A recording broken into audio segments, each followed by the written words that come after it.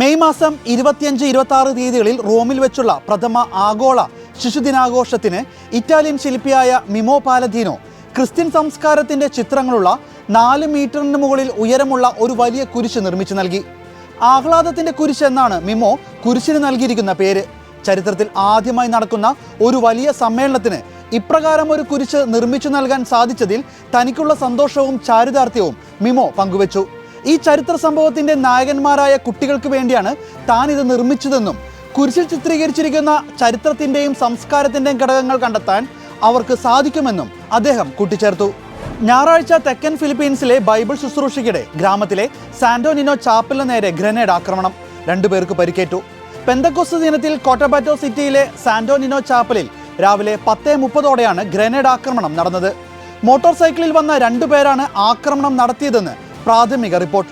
കോട്ടബാറ്റോയിലെ arch bishop emeritus കർദിനാൾ Orlando ക്വയഡോ grenade ആക്രമണത്തെ അപലപിച്ചു. യുവതലമുറയുടെ മാനസികാരോഗ്യത്തെക്കുറിച്ച് സുപ്രധാന നിരീക്ഷണവുമായി ഓസ്ട്രേലിയൻ പ്രധാനമന്ത്രി ആന്റണി ആൽബനീസ്. കുട്ടികൾക്ക് 16 വയസ്സ് തികയുന്നതുവരെ സോഷ്യൽ മീഡിയയിൽ വിലക്ക് ഏർപ്പെടുത്തണമെന്ന് ആന്റണി ആൽബനീസ് ആവശ്യപ്പെട്ടു.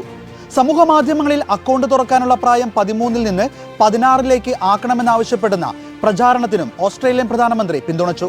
സോഷ്യൽ മീഡിയ ഇടപെടലുകൾ മാനസികാരോഗ്യത്തിൽ കാര്യമായ സ്വാധീനം ചെലുത്തുമെന്ന് ആന്റണി ആൽബനീസ് വിശദീകരിച്ചു.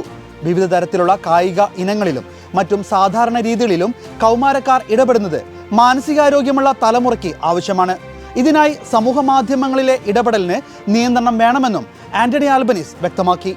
2024 ഈസ്റ്റർ രാത്രി മാമോദിസ സ്വീകരിച്ച് കത്തോലിക്ക സഭയിൽ അംഗമായി പ്രസിദ്ധനായ German management professor Ricardo Wagner.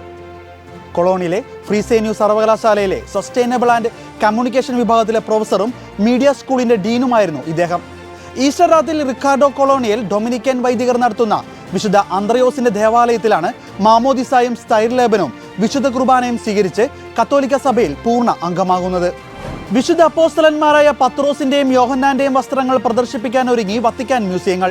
5 വർഷത്തിനു ശേഷം കത്തോലിക്ക ഭക്തിയും പാരമ്പര്യവും അനുസരിച്ച് വിശുദ്ധ അപ്പോസ്തലന്മാരായ പത്രോസിന്റെയും യോഹന്നാന്റെയും ഉടമസ്ഥതയിലുള്ള 2 വസ്ത്രങ്ങളുടെ സംരക്ഷണ പ്രവർത്തനങ്ങൾ പൂർത്തിയായതായി വത്തിക്കാൻ റിപ്പോർട്ട് ചെയ്തു. ലാറ്ററൽ കൊട്ടാരത്തിൽ സ്ഥിതി ചെയ്യുന്ന ഹോളി സ്റ്റയേഴ്സിന്റെ മുകളിലുള്ള സാങ്ക്ടാ സാങ്ക്തോറത്തിലെ പൊന്തിഫിക്കൽ ചാപ്പലിൽ നിന്നാണ് ട്യൂണിക്കുകൾ കണ്ടെത്തിയത്.